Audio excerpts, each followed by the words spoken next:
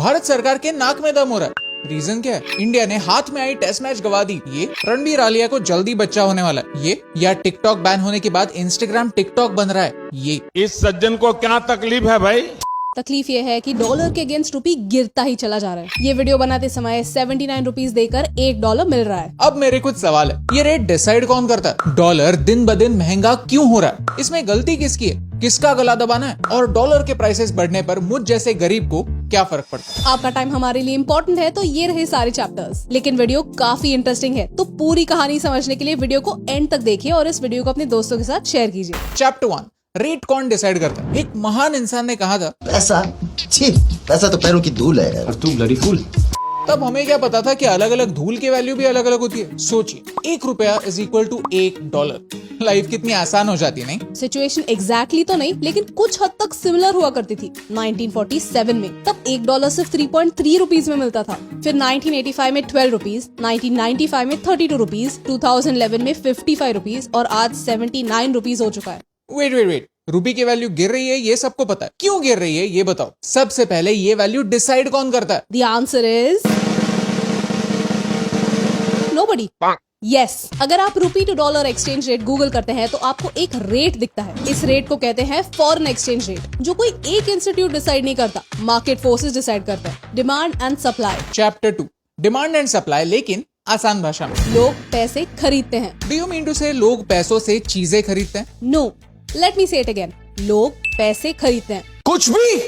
जैसे टूरिस्ट किसी दूसरे देश में जाते समय अपने देश की करेंसी से उस देश की करेंसी खरीदते हैं, वैसे ही बिजनेसेस अपनी करेंसी से दूसरे करेंसीज खरीदते हैं। अब अगर भारत को रशिया से ऑयल इंपोर्ट करना है तो भारत ट्रांजैक्शन रुपीज में नहीं रूबल्स में करेगा। यानी पहले रूपी देकर रूबल खरीदेगा और फिर उस रूबल से जाकर ऑयल खरीदेगा। एग्जैक्टली। वैसे ही जब कोई विदेशी कंपनी भारत आती है, यहाँ बिजनेस सेटअप करती है, फैक्ट्री खोलती है, लोगों को जॉब देती है, तो वो कंपनी ये सारे पेमेंट्स रुपीज में करती है। यानी अपने देश की करेंसी देकर रुपीज खरीदती है और फिर उन रुपीज में पेमेंट करती है। अब ये झमेला फटाफट करने के लिए बैंक्स अपने पास फॉरेन करेंसी रखती है, लेकिन इसके भी कुछ रूल्स है जो आरबीआई डिसाइड करती है। चैप्टर 3, इस कहानी का विलेन कौन? रिजर्व बैंक ऑफ इंडिया तरह तरह के बैंक्स को लाइसेंसेस देती है जिससे वो डॉलर जैसी फॉरेन करेंसीज खरीद सकते हैं। आरबीआई वो सख्त प्रिंसिपल है जिस पर पूरे कॉलेज को संभालने की जिम्मेदारी होती है और इस कॉलेज में अलग अलग तरह के प्राणी होते हैं, स्टूडेंट्स, टीचर्स, पेरेंट्स, और सबकी आशा आकांक्षाएं अलग अलग होती है। किसी एक को फेवर करना किसी दूसरे को पनिश करने जैसा होता है। अटेंडेंस कंपलसरी किया तो टीचर्स खुश होंगे, उनके हाथ पावर आएगी,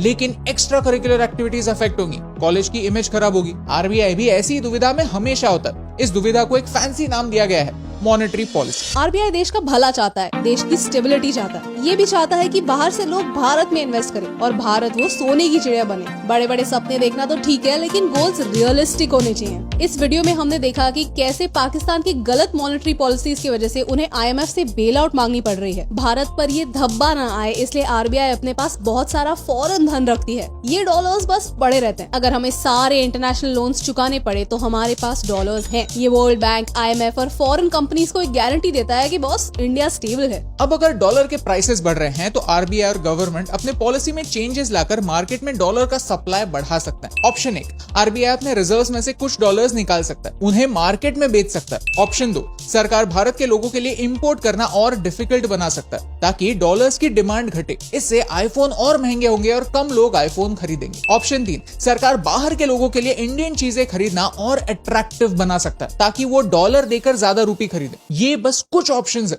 ओवर सिंप्लीफाइड है, लेकिन आपके लिए इनफ। लेकिन किसी एक पार्टी को रुलाए बगैर ये बैलेंस लाना डिफिकल्ट है। मजे की बात पता है, आरबीआई चाहे तो ऑन पेपर अपनी पॉलिसीज बदलकर फिर से ₹1 इक्वल टू $1 कर सकती है। लेकिन सोचिए, आरबीआई अगर ऐसा करेगा तो होगा क्या? आप अंबानी बनेंगे या देश मालिया बनेगा? अगर रुपए और डॉलर की वैल्यू सेम है तो कोई भी भारत के IT का को क्यों हायर करेगा? वो तो यूएस जाएगा, वहाँ के बंदे को सैलरी देगा, यहाँ फैक्ट्री क्यों खोलेगा? इंफ्रास्ट्रक्चर वाइज तो कोई कंपैरिजन नहीं है, तो इंसेंटिव कहाँ है? At the same time her Indian के लिए देश छोड़ना बहुत ही सस्ता हो जाएगा, तो हर कोई अपनी परिवार को लेकर भारत से भाग जाएगा। No, God, please, no! The truth is, $1 is equal to $1 देश को ले डूबेगा। इतनी सारी पावर आरबीआई क्या किसी भी एक इंस्टीट्यूशन के हाथ नहीं होनी चाहिए। इसीलिए डॉलर और रुपए का एक्सचेंज रेट मार्केट फोर्सेस पर, बेसिकली बहुत सारे फैक्टर्स पर बेस किया जाता है। इस कहानी का कोई एक विलन नहीं, बल्कि सारे ग्रे कैरेक्टर्स हैं, उनके एक्शंस के कई सारे पहलू हैं। चैप्टर 4,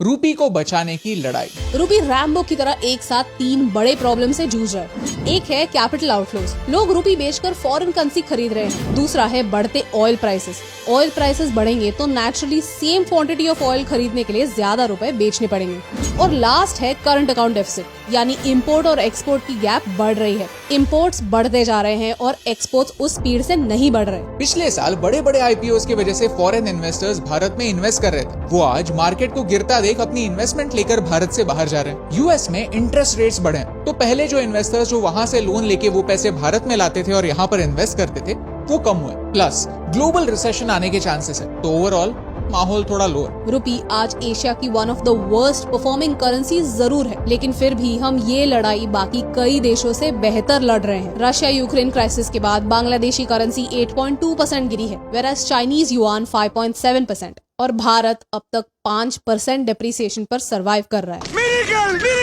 इंडियन रूपी को और मजबूत बनाने के लिए क्या स्टेप्स लेने चाहिए? अगर आपको जानना है तो हमें कमेंट्स में बताइए, ताकि हम इस वीडियो के पार्ट 2 पर काम करना स्टार्ट करें। चैप्टर 5, समझदार को इशारा काफी। भाई हम इकोनॉमिस्ट नहीं, लेकिन फल सब्जी लेने मार्केट तो जाते हैं। एक टोमेटो कितने रुपए में बेचना है ये सब्जी वाला डिसाइड करता है, लेकिन जो टोमेटो कल तक 40 रुपए किलो में बिक रहा था, वो अगर हमारा सब्जी वाला 4000 रुपए पर किलो में बेचने लगा तो हम किसी दूसरे से खरीद लेंगे या फिर कुछ दिनों के लिए टोमेटो खाना बंद करेंगे। सब्जी वाला लाइन पर आ जाएगा। डिमांड और सप्लाई का लॉजिक भी कुछ ऐसा ही चलता है, लेकिन सिचुएशन पलट सकती है अगर हम एक टोमेटो की यूजफुलनेस को बढ़ाएं तो। सोचे, अगर टमाटो सिर्फ खाने में ही नहीं केचप बनाने में भी यूज होने लगा तो तब फैक्ट्रीज बनेंगी, एम्प्लॉयमेंट बढ़ने लगेगा और बिजनेसेस बनने लगेंगे, तो ही तो टमाटो की बढ़ती हुई प्राइस जस्टिफाइड होगी। एज अ कंट्री हमें रूपी की वैल्यू को जस्टिफाई करने के लिए स्टेप्स लेने होंगे। प्लस हमें टूरिज्म को बढ़ावा देना होगा। कोविड की वजह से टूरिज्म कम हुआ है, तो बाहर के लोगों का भारत आना भी कम हुआ है। एज अ रिजल्ट डॉलर्स का आना भी कम हुआ। इसी वजह से श्रीलंका का जो हाल हुआ है वही हाल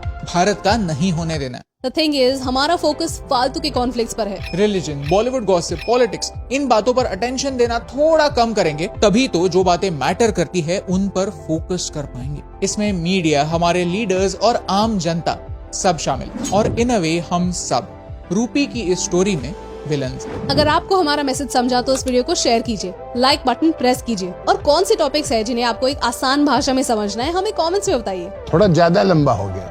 Today, rupee is worthless, but it is not worthless yet. और यही इंपॉर्टेंट मैसेज आप तक पहुंचाने से मुझे फर्क पड़ता है।